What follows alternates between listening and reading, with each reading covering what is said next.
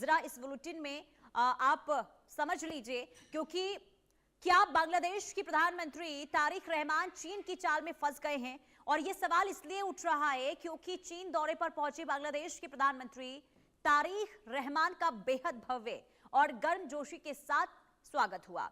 अब बीजिंग में red carpet बिछाकर किए गए इस स्वागत को केवल कूटनीतिक शिष्टाचार नहीं, बल्कि दक्षिण एशिया की बदलती भू राजनीति के नजरिए से भी देखा जा रहा है।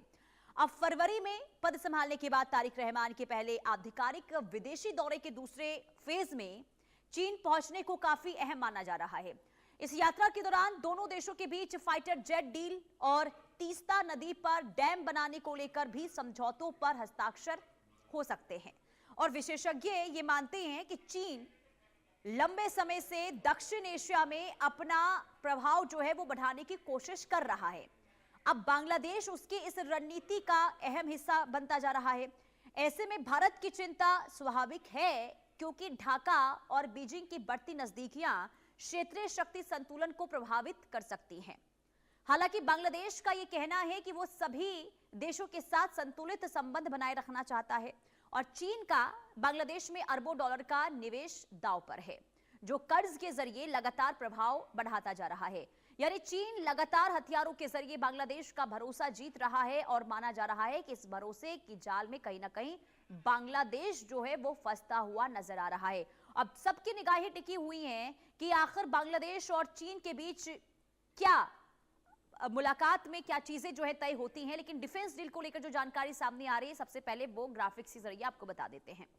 देखिए, चीन से लड़ाकू विमानों की बड़ी खरीद को लेकर भी डिफेंस डील, और इसमें देखिए माना यह जा रहा है कि कैसे दोनों देश जो है वो अलग अलग तरीके से रणनीति अख्तियार कर रहे हैं, कैसे रिश्तों में मजबूती लाई जाए। और ऐसे में 2.2 अरब डॉलर का रक्षा सौदा जो है वो होगा, और पायलटों की ट्रेनिंग भी इसमें चीन जो है वो देगा, ये भी तय हुआ है।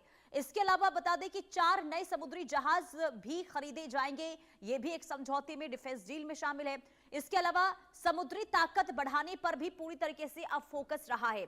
और साथ ही साथ आपको बता दें कि जो यहां पर डिफेंस डील हुई है उसमें सबसे ज्यादा क्या है अहम, चीन देगा रियायत, और साथ ही साथ जहाज खरीद के लिए 15 साल का सॉफ्ट लोन, जिस पर भी सहमति बनी है। इसके अलावा 2446 करोड़ टका का वित्तीय समझौता भी हुआ है। और भारत की यहां पर चिंता जो है इससे बढ़ सकती है, यानी कि जो डिफेंस डील हुई है इससे कहीं ना कहीं भारत की टेंशन जरूर बढ़ने वाली है। चीन बांग्लादेश की नजदीकी से क्षेत्रीय समीकरण जो हैं, जो हालात हैं वो बदलते हुए नजर आएंगे। हालांकि जो ये नजदीकियां अब बढ़ती हुई दिखाई दे रही है बांग्लादेश और चीन के बीच में, जरा इसके मायने समझ लेते हैं। हमारे साथ विदेश मामलों के जानकार अरविंद सिंह तेजावत जी जुड़ चुके हैं। बहुत स्वागत है आपका अरविंद जी इंडिया न्यूज पर। ये बांग्लादेश और चीन के बीच में डिफेंस डील जो हुई है, जरा इसके मायने समझाइए, किस तरीके से चीन और बांग्लादेश के बीच संबंध आगे बढ़ते हुए दिखाई दे रहे हैं सर? अगर पुनीता जी संक्षेप में कहें तो बात यह है कि चीन का दक्षिण एशिया में इंटरफेरेंस बढ़ रहा है, जिसको सीमित करने की जरूरत है। दूसरी बात यह है कि इंडिया की जो लुक ईस्ट पॉलिसी है वो दमदार तरीके से काम करते हुए नजर नहीं आ रही है, क्योंकि साउथ ईस्ट एशियन देशों में भारत की वो उपस्थिति नहीं है जितना कि साउथ एशिया में चीन की उपस्थिति है। दूसरी बात यह कि अगर हथियार जैसी चीज अगर चीन यहाँ दक्षिण एशिया में भेजता है, चाहे वो पाकिस्तान के जरिए या बांग्लादेश के जरिए, तो इन दोनों ही देशों का डेवलपमेंट नहीं हो पाएगा। कारण ये कि उनका सारा का सारा बजट है वो हथियार खरीदने में चला जाएगा, और दूसरी तरीके से एक अननेसेसरी कंपटीशन तैयार होगा। और यह सब हो रहा है क्योंकि चीन इन दोनों ही देशों का भय दोहन कर रहा है। उनके अंदर जो भारत को लेकर इनसिक्योरिटी है उसका इस्तेमाल कर रहा है। ऐसे में हमें डिप्लोमेटिक चैनल्स को एक्टिवेट करके कम से कम उनको एश्योर करना चाहिए कि भारत से इनको कोई खतरा नहीं है। पर अगर वो फिर भी अगर उनकी लीडरशिप नहीं मानती है अपने किसी स्वार्थ के कारण, क्योंकि हथियार सौदों में बहुत सारे करप्शन इत्यादि की उम्मीद होती है, तो कई बार टॉप लीडरशिप नहीं मानती है, तो ऐसे में भारत को कड़ा रुख अपनाना चाहिए। भारत केवल उनकी मदद करने के लिए और रुपया देने के लिए नहीं है, रुपया और मदद विद रेस्पॉन्सिबिलिटी होना चाहिए, तभी मुझे लगता है कि ठीक है। तो मुझे लगता है कि एक बार साउथ एशिया को लेकर भारत को दोबारा से नजर घुमानी चाहिए और अपने रिश्तों को ठीक से पुनर्व्याख्यायित करना चाहिए, क्योंकि चीन अब वैसा चीन नहीं है। चीन एक मजबूत होता हुआ हमारा पड़ोसी देश है, तो उसके साथ रिश्तों को कैसे डिफाइन किया जाए, इसके बारे में हमें नए सिरे से सोचना होगा।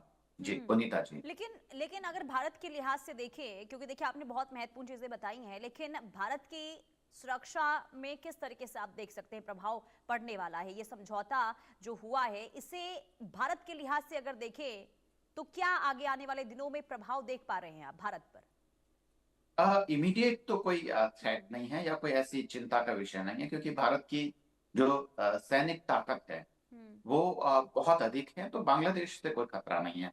पर भारत को अगर लॉन्ग टर्म में खतरा है तो वो चीन से है। वो तब जबकि भारत और चीन के संबंध ठीक नहीं होते हैं, जी। और भारत की जो अभी जैसे कि प्रेजेंट जो फॉरेन पॉलिसी है वो अमेरिका की तरफ झुकती हुई नजर आती है।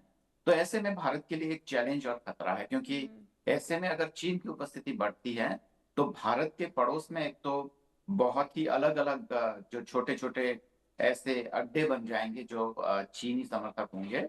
पर ये लॉन्ग टर्म में, अभी इमीडिएटली कोई खतरा नहीं है, पर अगर ध्यान नहीं दिया गया तो यही जो छोटा सा फोड़ा है वो नासूर बन सकता है। भारत को ठीक से सोचना होगा कि जो खासकर पड़ोसी देशों के रिश्ते कैसे होने चाहिए और वो किन शर्तों पे होना चाहिए। ये वाकई भयावह है कि सारे के सारे पड़ोसी देशों को भारत उतनी ही मदद दे रहा है, चीन भी उतनी ही मदद दे रहा है। तो ऐसे में ये सारे ही देश वो चीन की तरफ भी झुके हुए हैं, भारत की तरफ भी झुके हुए हैं। तो और ये इनसिक्योरिटी का चीन फायदा उठा रहा है, और इसके बदले में भारत जो खासकर साउथ ईस्ट एशियन देशों में जो प्रेजेंस होनी चाहिए जी। वो नहीं हो रहा है, और इसका कहीं ना कहीं कारण आर्थिक वजह बताई जाती है, खासकर जो भारत के साउथ ब्लॉक में बैठे हुए लोग हैं। जी। लेकिन लेकिन इस कदम से ऐसा तो नहीं लग रहा है सर कि दक्षिण एशिया में एक प्रभाव बढ़ाने की कोशिश कर रहा है चीन? क्या ये भी एक मकसद पहले हो से सकता है? ही। हाँ। जी। जी बिल्कुल पुनीता जी, वो पहले से ही ऐसा कर चुका है।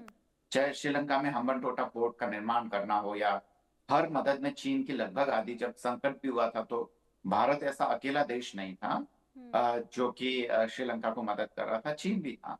ऐसे ही जहां कभी श्रीलंका में भारत के कैफे और इंडियन फूड और इंडियन कल्चर को लेकर काफी एक आकर्षण रहा करता था, अब वहां पे सब कुछ चाइनीज फूड और चाइनीज क्लॉथेज और सब कुछ चाइनीज चाइनीज हो रहा है। तो भारत के आसपास जो चीन की बढ़ती उपस्थिति है वो भारत के लिए चिंता का विषय तो होना चाहिए, क्योंकि खासकर भारत और चीन के संबंध इतने सहज नहीं हैं, और भारत का अनुभव भी बहुत खराब है। खासकर ऑपरेशन सिंदूर के समय देखेंगे तो चीन ने पाकिस्तान को खुफिया जो मदद है वो प्रोवाइड की थी, और उसको बहुत सारी मदद की थी। तो ऐसे में भारत के लिए जो एकदम इमीडिएट एकदम सामने वाला सेट तो है ही, पर धीरे धीरे जब चीजें हाथ से छूटती जा रही है उसको कस के पकड़ने की जरूरत है, और रिश्तों को वापस रीडिफाइन करने की जरूरत है।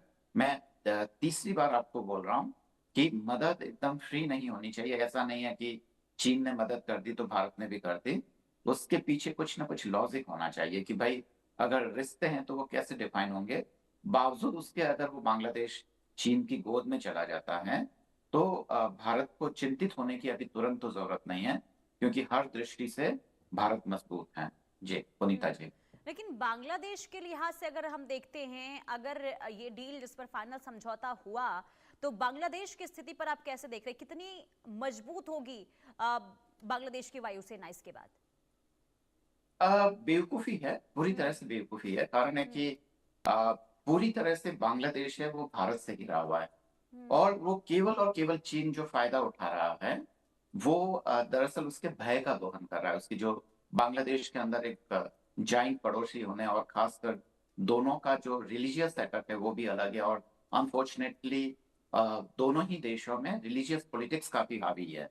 तो ऐसे में इसी इनसिक्योरिटी का फायदा उठा रहा है। पर इसमें अगर किसी की सफलता अगर कहा जाएगा तो वो चाइनीज डिप्लोमेट्स हैं, जो पहले भी काफी सक्रिय थे, अभी भी काफी सक्रिय हैं, क्लोज कांटेक्ट में हैं। अगर हम कंपेयर कर रहे हैं इंडियन डिप्लोमेट के मुकाबले, तो वो बहुत ही ज्यादा संपर्क में है और चीजें वो कर रहे हैं। तो वो वहां की टॉप लीडरशिप को ये कन्विंस कर रहे हैं कि देखिए आप चीन के साथ आए तो आप सुरक्षित हैं, क्योंकि भारत आपके लिए खतरा है। अब इसी चीज को अगर डिप्लोमेसी की सफलता कहें तो इसी चीज को दुरुस्त करने की जरूरत है, खासकर तब जबकि सरकार आपके पक्ष की इतनी नहीं है।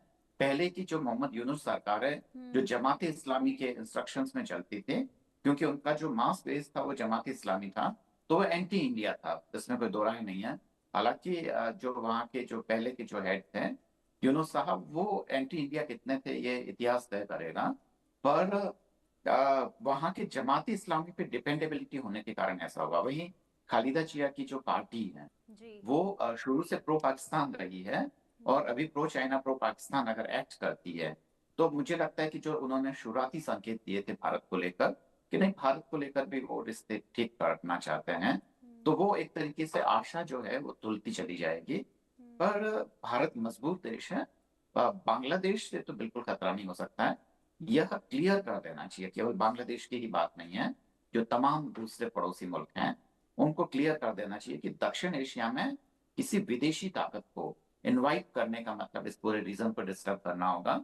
मैं अपनी बात इस चीज के साथ खत्म करना चाहूंगा कि ये बांग्लादेश के हित में बिल्कुल भी नहीं है।